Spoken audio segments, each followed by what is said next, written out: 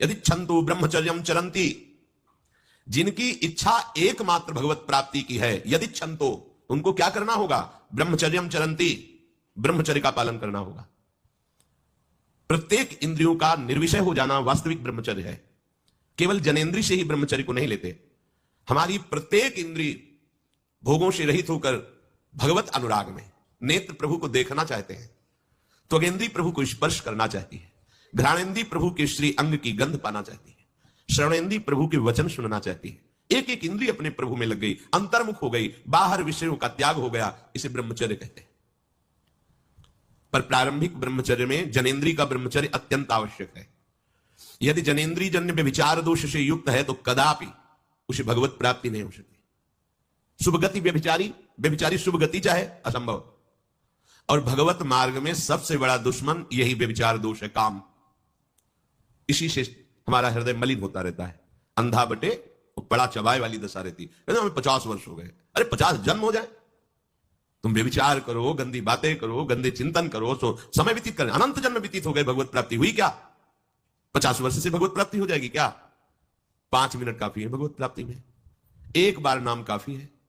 वो स्थिति तो लाओ।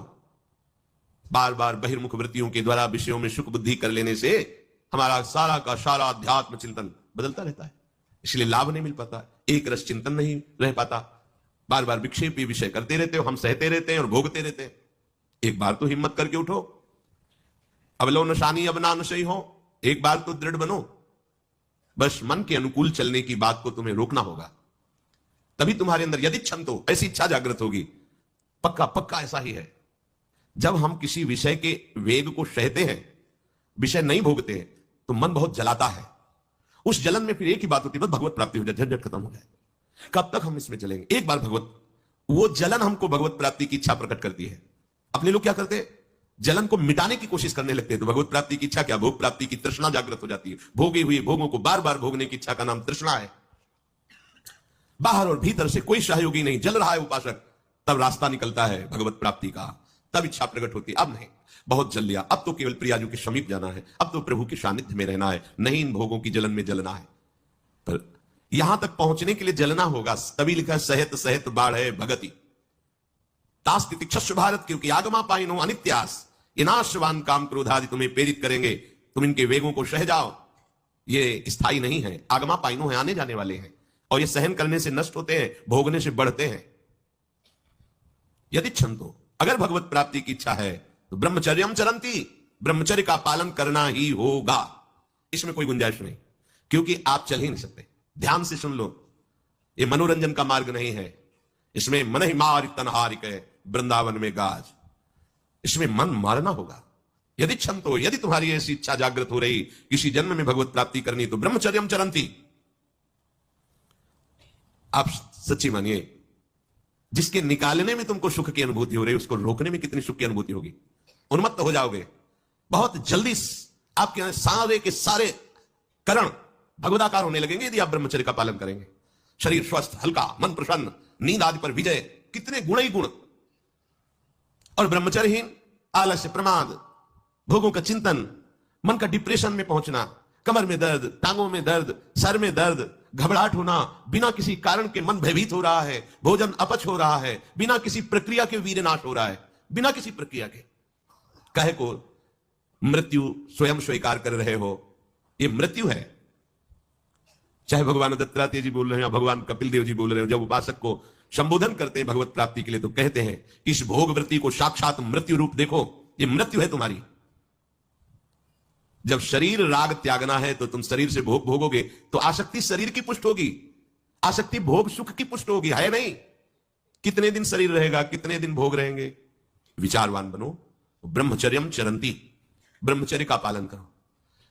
उपासक जो ब्रह्मचारी होता है उसका खिला हुआ चेहरा रहता है, जैसे कमल खिला हुआ, बिना किसी कारण के उसकी मुख मुद्रा में प्रसन्नता होती है। जो ब्रह्मचर्यहीन होता है बुझा हुआ चेहरा होता है, तेजहीन, बिना किसी कारण के वो शोकग्रस्त लगता है। बैठा है, आपको लग रहा है शांत है, लेकिन आप चेहरे को देखो, वो एक शोकग्रस्त है, कुमलाया हुआ चेहरा, अशांत चेहरा, मुख प्रसन्न, तन तेज विराजा। यह है ब्रह्मचर्यम चरंती, भगवत आराधन संपन्न उपासक का। जैसे आग में पैर रखते हुए कोई चले तो कैसे चलेगा? ऐसे ही ब्रह्मचारी की पहचान है। इतनी स्फूर्ति उसके अंदर होती, जैसे आग में चलने वाला पूरा पैर नहीं रख पाएगा, अगला कदम रख देगा क्योंकि ताप लग रहा है, ऐसे उसकी स्फूर्ति होती पैरों में। उसकी आंखें एकाग्र रहती है, चंचलता इधर उधर या बार बार झपकना, यह विषयी पुरुष का लक्षण है। बार बार पलक झपकना, यह विषयी पुरुष का लक्षण है। इधर उधर ताक झांक, चंचलता, ऐसा बैठे तिनका तोड़ रहा है, पैर हिला, ये सब विषयी पुरुष के लक्षण है। ये तो बिल्कुल साधारण स्पष्ट दिखाई देता है आदमी विषयी है या ब्रह्मचारी, एक सेकंड में लक्षण होते हैं। आपको जब भगवत मार्ग का अवसर मिला है तो गृहस्थ हो, संतान हो गई, ब्रह्मचर्य से रहो। नहीं चाहिए संतान तो भ्रूण हत्या, गर्भ हत्या जैसे महापाप करने की क्या जरूरत है? उसी वीर से संतान उत्पन्न होती है जिसको आप नष्ट कर रहे हो, जिसको आप ऐसे पानी में बहा रहे हो, व्यर्थ फेंक रहे हो, तो उसको भ्रूण हत्या का पाप लग रहा था, तुमको पुण्य लग रहा है, वीरपात कर रहे हो तुम्हें भी वही हत्या लग रही है, क्योंकि उसमें वही जीवात्मा है जो मां के गर्भ में जाके बालक रूप धारण कर लेती है, उसको तुम नष्ट कर रहे हो। पर बुद्धि भ्रष्ट हो गई है, समझ में नहीं आता, व्यर्थ में वीरपात करते हो, व्यर्थ में। तुम्हारा भजन बनेगा, तुम अध्यात्म के योगी बनोगे, मजाक है अध्यात्म का मार्ग। होश में हो जाओ, ये मन की दुलार को बंद करो। जब तक इच्छा ही नहीं भगवत प्राप्ति की, तो फिर तुम कैसे भगवत प्राप्ति कर पाओगे? भगवत प्राप्ति की इच्छा कैसे होगी जब तुम्हारी इस तरह से निंदनीय वृत्तियां हैं?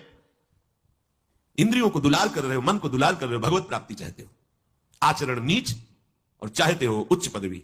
सावधान हो जाओ। यदि क्षंतो ब्रह्मचर्यम चरंत, ब्रह्मचर्य बहुत बहुत आवश्यक है, सबके लिए आवश्यक है, स्त्री पुरुष सबके लिए आवश्यक है। आप उसको केवल भगवत प्राप्ति से ही मत समझिए। अरे जीना है तो ब्रह्मचर्य की आवश्यकता है, स्वस्थता की आवश्यकता है, प्रसन्नता की आवश्यकता नहीं। मरा हुआ जीवन, रोज सुबह शाम निकल रही, रोज जीवन जा रहा है, किस काम का जीवन? गया, गई रात्रि, गई दिन, गया समय, जा रहा है। तुम्हारा उद्देश्य क्या है? तुम्हारे हाथ क्या लग रहा है? क्या प्राप्त कर रहे हो? विचार ही नहीं रहे, विवेक ही नहीं रहे, पशुवत बस ऊपर चमड़ी में सुंदरता का लेप करके और मलमूत्रों के भांड में प्रियता करके पूरा जन्म नष्ट कर देना। कैसी धिक्कारमयी बुद्धि हमारी है। जहां हमें मुक्त होना चाहिए वहां मांग क्या रहे? कोई बिरला ही मुक्त होना चाहता है, वो बिरला वही होता है वीतरागाहा, जिसका राग नष्ट हो गया है, वो वैराग्यवान चाह करता है भगवत प्राप्ति की। जो भगवत प्राप्ति की इच्छा रखता है और ब्रह्मचर्य का पालन करता है, उसकी इंद्रियां शांत हो जाती है। सिद्धांत समझो, खूब भगवत भजन करो, चाहे गृहस्थ हो चाहे विरक्त। संतान उत्पत्ति की आवश्यकता है तो ब्रह्मचर्य नष्ट करो, नहीं तो गृहस्थ में भी ब्रह्मचर्य रहा जा सकता है। हर समय थोड़ी तुम्हारे अंदर विकार रहता है। संपूर्ण इंद्रियां शांत हो जाती है उसकी, जिसके अंदर भगवत प्राप्ति की इच्छा और ब्रह्मचर्य पालन। शब्द याद करो, ये शास्त्र है। यही तो हम चाहते हैं, इंद्रियां शांत हो जाए, यही चाहते हैं हम। भोग नहीं चाहते हम सब। हमारी इंद्रियों में जब वेग आता है तो हम परेशान हो जाते हैं, ये कैसे शांत होंगी? तो पूर्वाभ्यास रहा है, यही रास्ता रहा है कि जब वेग आवे तो इंद्रियों से भोग करो तो शांति मिल जाएगी, ऐसा।